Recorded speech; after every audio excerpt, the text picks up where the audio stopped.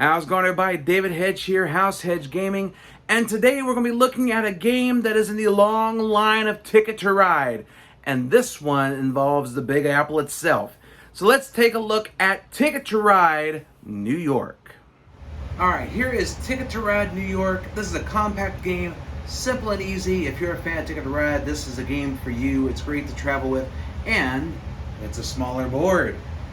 So, setup for the game is very easy. It's similar to every other Ticket to Ride that you play. So, you have the game board here, which I do love the map of New York and everything, the different destinations you can go to throughout the game.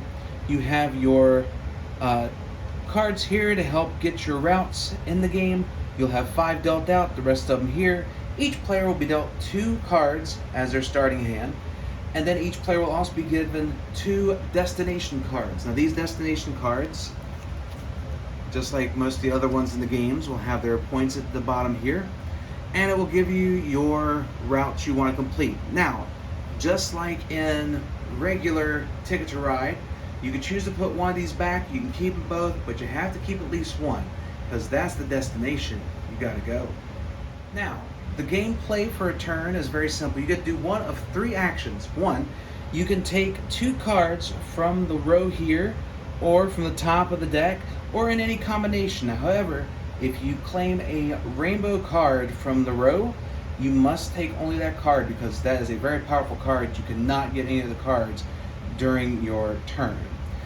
Also on your turn, you can claim a route. So if you have a color of one of the routes, and you have enough cards to complete that route, you can use it. So for example, I could use this pink to go from Times Square to the Empire State Building. Finally, for your third action, if you've completed one of your destination cards, you can draw 2 more cards.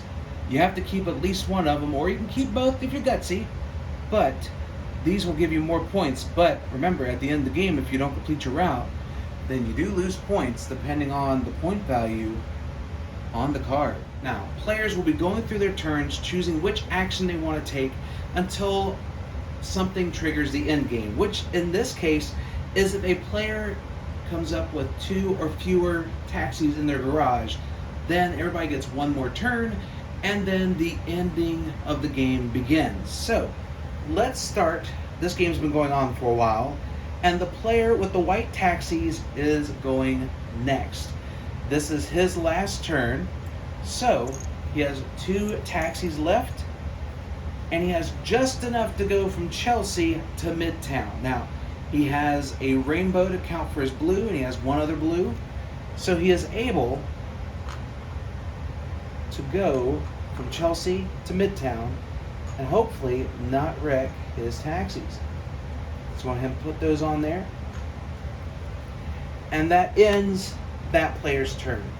Now, the blue player's already taken theirs, the turquoise, they were able to place here. Now, you may notice that there are the double lanes in these routes.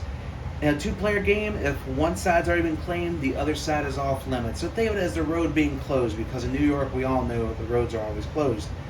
So, once the end of the game has happened, then you go to scoring, which you have this handy dandy little scoring pad right here.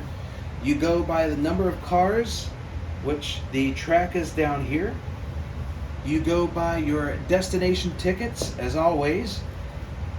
If you completed your destinations, you score the points. If not, you get them subtracted. So for this one, for example, the turquoise player was trying to go from Gramercy Park to Chinatown. So we have Gramercy Park. He made it to Chinatown. He'll get the 4 points. He was also going from Times Square to East Village. So Times Square, East Village would score the points. Each player would write those down here. Finally, you would write down your routes that you have connected by the main sightseeing places throughout New York. So Central Park, Times Square, Empire State Building, United Nations, Chelsea, Greenwich Village, and Chinatown, Wall Street, and Brooklyn. All those you will score points depending on your routes that you have around those areas. Once you score up those points, the totals at the end, person with the most points wins. And I do have an example of this. just to show that my luck definitely in these kind of games does not go well.